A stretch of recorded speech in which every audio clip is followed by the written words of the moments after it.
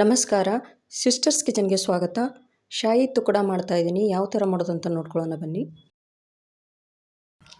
Stove ಮೇಲೆ ಒಂದು ಪಾತ್ರೆ ಇಟ್ಕೊಂಡಿದ್ದೀನಿ. ಅರ್ಧ ಲೀಟ್ರ್ ಆಗಷ್ಟು ಹಾಲು ಹಾಕಿದ್ದೀನಿ. ಒಂದು 10 ನಿಮಿಷ ಹಾಲನ್ನು ಕುದಿಸ್ಕೋತಾ ಇದ್ದೀನಿ.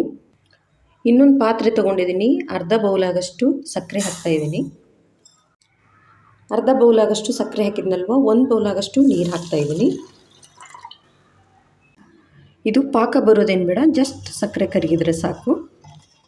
ಸಕ್ಕರೆ ಎಲ್ಲ ಕರಗಿದೆ ನೋಡಿ. ಸ್ಟವ್ ಆಫ್ ಮಾಡ್ತಾ ಇದ್ದೀನಿ. ಸೈಡಲ್ಲಿ ಎತ್ತಿಟ್ಕೊತಾ ಇದ್ದೀನಿ. 4-5 ಸ್ಲೈಸ್ ಆಗಷ್ಟು ಬ್ರೆಡ್ ತೊಗೊಂಡು ಟ್ರಯಾಂಗಲ್ ಶೇಪಲ್ಲಿ ಕಟ್ ಮಾಡಿ ಇಟ್ಕೊಂಡಿದ್ದೀನಿ. ಬ್ರೆಡ್ ಸ್ಲೈಸನ್ನು ಕಟ್ ಮಾಡಿ ಇಟ್ಕೊಂಡಿದ್ನಲ್ವ, ಎಣ್ಣೆ ಬಿಸಿಯಾಗಿದೆ. ಎಣ್ಣೆಯಲ್ಲಿ ಕರಿತಾ ಇದ್ದೀನಿ.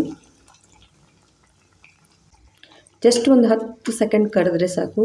ತುಂಬ ಹೊತ್ತು ಎಣ್ಣೆಯಲ್ಲಿ ಬಿಡೋಕ್ಕೆ ಹೋಗಬೇಡಿ. ನೋಡಿ, 2 ಸೈಡು ಕರೆದಿದೆ. ತೆಗಿತಾ ಇದ್ದೀನಿ. ಬ್ರೆಡ್ಡನ್ನೆಲ್ಲ ಎಣ್ಣೆಯಲ್ಲಿ ಸಕ್ಕರೆ ಪಾಕ ಮಾಡಿಟ್ಕೊಂಡಿದ್ನಲ್ವ, ಅದರಲ್ಲಿ ಬ್ರೆಡ್ ಸ್ಲೈಸನ್ನು ತೊಗೊಂಡು ಡಿಪ್ ಮಾಡಿ ಇಟ್ಕೋತಾ ಇದ್ದೀನಿ.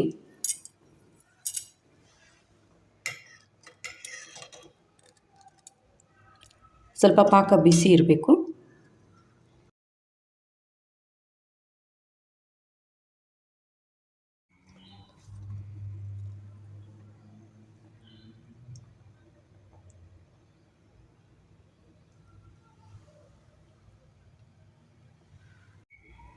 ಎಲ್ಲ ಬ್ರೆಡ್ ಸ್ಲೈಸನ್ನು ಸಕ್ಕರೆ ಪಾಕದಲ್ಲಿ ಡಿಪ್ ಮಾಡಿ ಇಟ್ಕೊತಾ ಇದ್ದೀನಿ.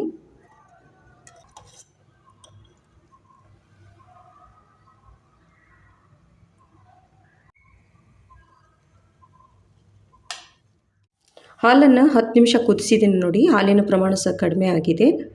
ಇವಾಗ ಕಂಡೆನ್ಸ್ಡ್ ಮಿಲ್ಕ್ ಹಾಕ್ತಾಯಿದ್ದೀನಿ. ಇದ್ರೆ ಹಾಕಿ, ಇಲ್ಲ ಅಂದರೆ ಸ್ಕಿಪ್ ಮಾಡಿ. ಇದು 2-3 ಸ್ಪೂನ್ ಆಗಷ್ಟು ಹಾಕ್ತಾಯಿದ್ದೀನಿ.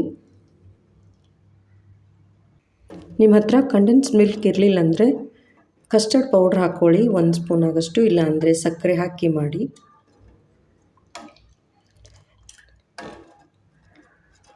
ಇದನ್ನೊಂದು 2-3 ನಿಮಿಷ ಕುದಿಸ್ಕೋತಾ ಇದ್ದೀನಿ.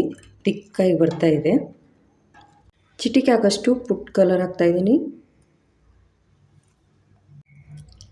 ಸ್ವಲ್ಪ ಏಲಕ್ಕಿ ಪುಡಿ.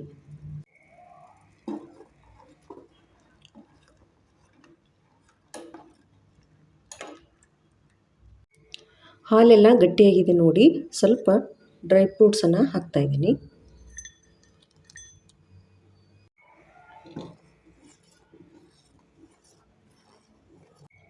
ಹಾಲೆಲ್ಲ ತಿಕ್ಕಾಗಿ ಬಂದಿದೆ ನೋಡಿ. ಸ್ಟವ್ ಆಫ್ ಮಾಡ್ತಾ ಇದ್ದೀನಿ.